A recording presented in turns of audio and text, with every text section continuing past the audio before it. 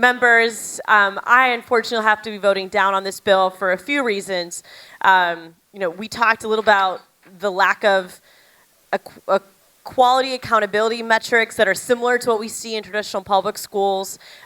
We talked about dynamics around the wait list and how this expansion is not necessarily designed to address a wait list, but very much designed to just continue to expand the privatization of traditional public schools.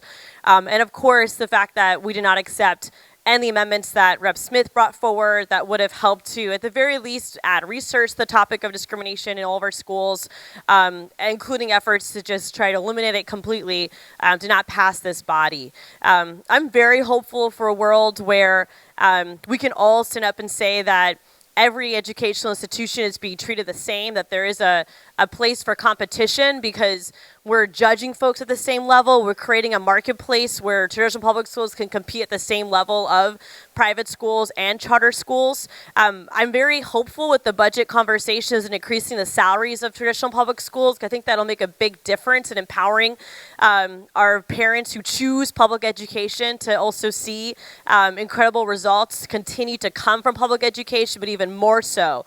But I do think it's quite problematic for us to continue to expand the voucher structure when we have left behind traditional public schools for far too long, are just now talking about salary increases where we should have had this conversation years ago.